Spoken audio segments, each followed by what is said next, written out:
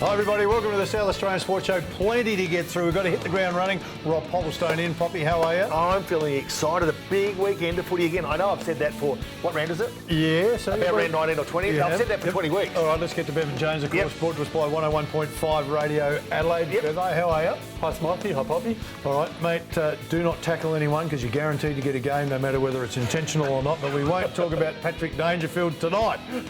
Tonight's game, Geelong in second spot, Sydney in sixth. Geelong have won 3 of their last 5, Sydney 4 of their last 5. It is going to be a belter down at Simmons Stadium. Yes, Smithy. No Dangerfield though is a big blow for the Cats.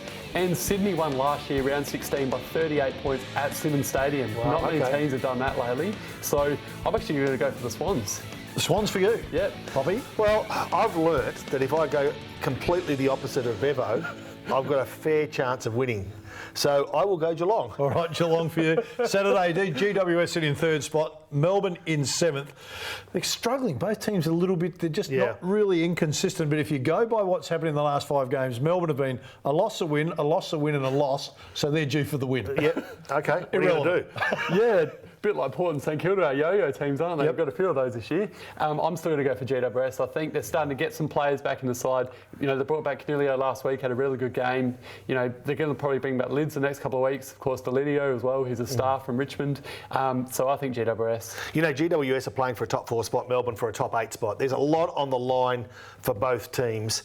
And unfortunately, I'm going to contradict what I said just 10 seconds ago. I'm going to agree with Bevo and go GWS. Essendon in 10th spot, Carlton in 17th. They met in round 3, and this is unusual. Carlton beat them by 15 points. Going to be different. Yeah, I think so. Definitely the Blues will lose this one, so yeah. Do you want to have a bet? He's got nothing left to shave. Yeah, I know. No, I'm going to go with you. Essendon can't lose this. Yeah, surely. They're playing for a finals berth, you know, and the Blues have lost their last 2 quite comfortably, so yeah. Probably the only interest in that game is how many goals Danaher might kick in that one. Brisbane sit in 18th spot. The Bulldogs in 9th at the Gabba. They've found some form, the Doggies. They met in round 5 of this year. The Doggies got them by 53 points. Yeah. Yeah, interesting, Smithy. This particular game, last time they played, Brisbane were leading that game by 32 points at half-time. Now, that was at Etihad Stadium. Brisbane don't play too bad at the Gabba. Having said that, though, no, I'm still going to say the Dogs because, again, they're playing for a finals berth, too much on the line. Brisbane are improving, definitely, but... You know what? The Doggies are starting to show something that they showed late last year. Yeah. The intensity, that passion, that will to fight for every ball, it's starting to come back. It is. Starting to bubble. So you're going for the Doggies? Oh, yeah. All right, North Melbourne in 16th, Collingwood in 13th. Now, North Melbourne have won 4 of their last 5. They're kind of starting to find some form, and of course the draw last week for Collingwood after being up by 50 points. So you'd expect they'll be a bit flat. Played some good footy though. If this was in Tassie, I'd go for the Roos. But the way Collingwood played in that first half, they played great footy against the Crows last week, of course, top of the ladder Crows. So for me, Collingwood, I think, definitely. I think Kangaroos for me, and I think it just puts another little nail in Nathan Buckley's coffin. All right, Freo in 14th, Gold Coast in 15th. They're at Domain. Freo. Yeah. You know what? I don't even care about that one. Okay. Sunday, St Kilda in 11th spot, West Coast in 8th spot. It's at Etihad. They met in round 2. West Coast got that by 19 points on the back of Rewalt announcing this will be his last season. Maybe a little kick there for St Kilda. Yeah, of course. St Kilda were very unlucky against Port last week. So for me, St Kilda, I think.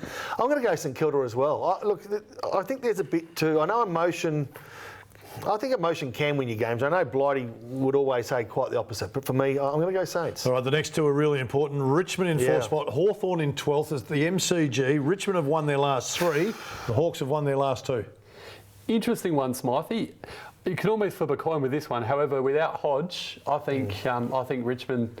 Pop's mob will be too strong. Look, I'm hoping Richmond. I just hope they hold on to that 4th spot. I really do. Here we go. Showdown 43. Adelaide 1, Power 5, 4-10. Adelaide over. They met in round 3. The Crows by 17 points.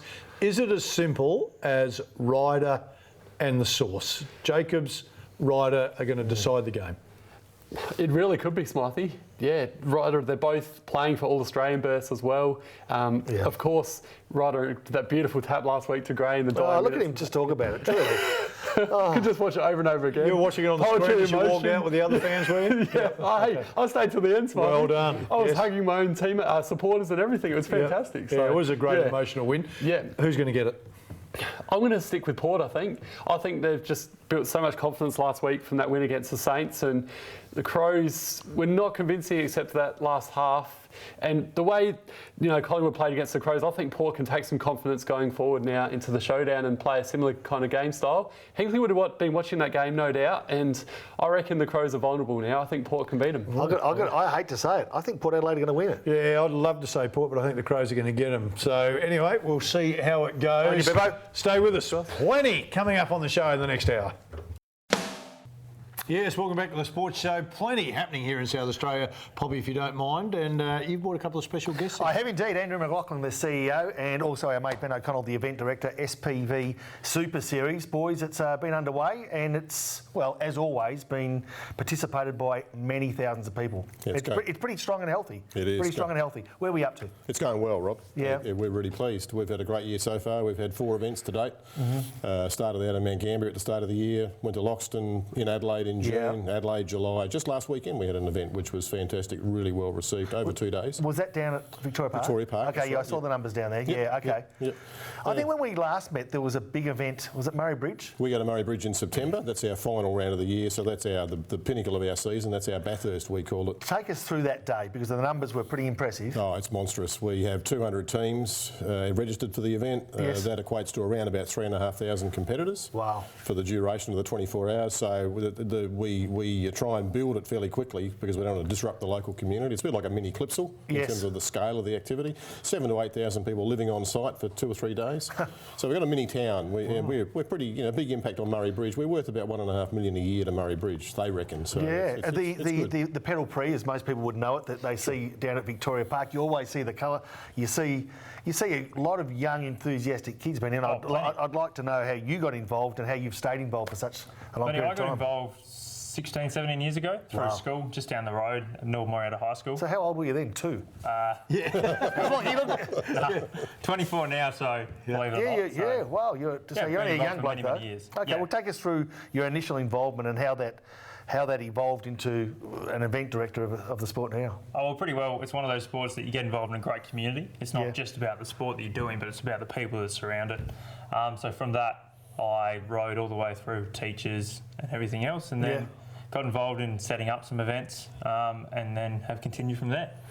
So pretty well, I've been able to ride, been able to help set up, and been able to do a lot of other things. And I guess to an event director, having an empathy for the sport, having contributed to the sport as a competitor, you sort of understand what they need, what they want, what's been lacking in certain events. Oh, most definitely. And you get a sense of relationship with teachers, a sense of relationship with other riders, and you build up that connection. So it's a great chance for teachers and riders to bond together. Yes. So facilitating those discussions and those moments. Okay. Hey, Ben, tell us about the 24-hour race, because it just fascinates me. Anything that's long time, you hear 24 hours, does that mean That's a huge amount of endurance. Absolutely right. I've done 24 hours before. Yeah. So yeah, I was so hungover. Yeah.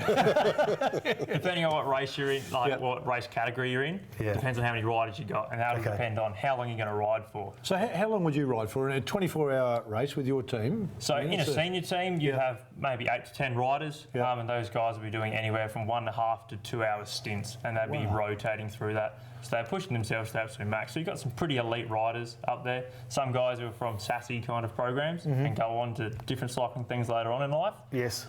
So yeah, you got that real endurance side of the sport. Is there a time in it? Sorry, Poppy. Is there a time in it where you hit the wall? There's got to be a time where you're going, okay, now it's. So what pushes you? Once you had that, I've hit the wall, but I've got to keep pedaling. I've got to keep riding. I'm in the team. How does that? What's the mindset? I think it's definitely like most other team sports. You do it for your teammates. You do it for all the people behind you that have put in all that time, all that effort building up. For your teachers, for your parents, for your friends. Because it's not just you in that moment. It's everyone else who's ridden, everyone else who's carried the bike along through that journey, through that whole 24-hour period. Andrew, anything lay down Sally? No, that's it. So Andrew, for yourself as a CEO of the sport, how has it progressed by way of product, by way of the what do you call it, The vehicles themselves? The vehicle themselves, Yeah, how's that developed? That's And developed. how's the numbers developed? Yeah. Give us a bit of a snapshot. Sure. When I first got involved, we've been going for 32 years in South Australia now. This is our 32nd year of operation. When we first started, it was a little school-based event, 20 teams. Yep. When I first came along back in the early 2000s, we had about 150 teams competing across the year. Now we're up to about 350 across the whole year. Well, that's great.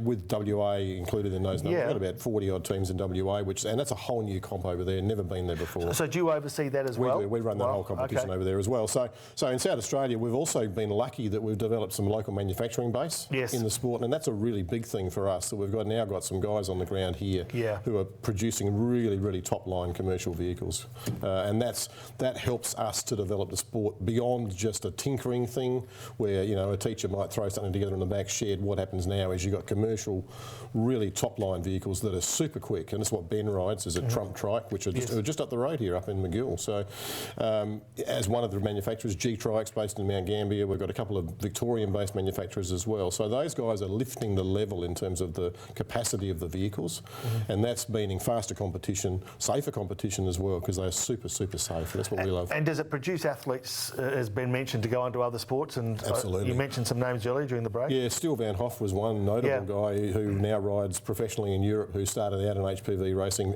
from Victoria, but he rode in our competition for many years. Okay. Darren O'Grady is another, who Stuart's brother, who rode. Stewie actually had a ride so many years ago out at the Hanson Reserve Velodrome. Yeah. Found it a bit tough, to be honest. He couldn't make the cut. So He wasn't good enough to make the cut. Only because of the different muscles, sitting in a recumbent position. But it does produce elite athletes. I mean, Ben's an elite athlete. He's probably the fastest guy in South Australia. Probably one of the top 2 or 3 in Australia at the moment. So. Well done, great. Hey Ben, you've been there for a while, so you've seen the vehicle change. Oh, they have progressed massively.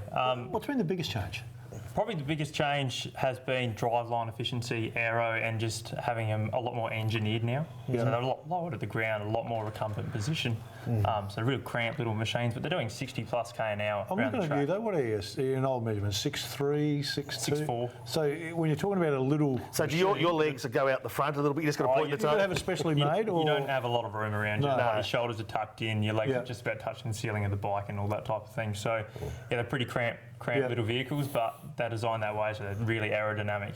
And that's what they're targeting. And I see the team, it's sort of a mixture of brains and brawn, because, I mean, to get that vehicle... Well, it's a super small little vehicle, but it's not just you. Like, there's 200 bikes on track, so lots going on, and you're cutting and weaving, so it's mental, it's physical, it's everything along the way. Yeah. All right, just quickly, because we have to go. Andy, Ben, when could we next go and see a race? In South Australia, we can see a race on the 23rd, 24th September at Murray Bridge. Yep. That's the big one. That's the final one for the season. So, we're excited about that. We're building up to that now. And I just want to, I know we've got to go. Quickly, the sponsors. I always like to give sponsors a go. University of South Australia, I see here. Any other supporters, or they're the most notable? They're our major naming rights sponsor, and we're hoping to continue that relationship for another 3 or 4 years at least to keep the sport going as it has. They've been fantastic. Good on them. All right, 23rd, 24th of September, you need to put that in your diary. Get out and have a look. It is spectacular. Still a little bit more to come on the show. Stay with us.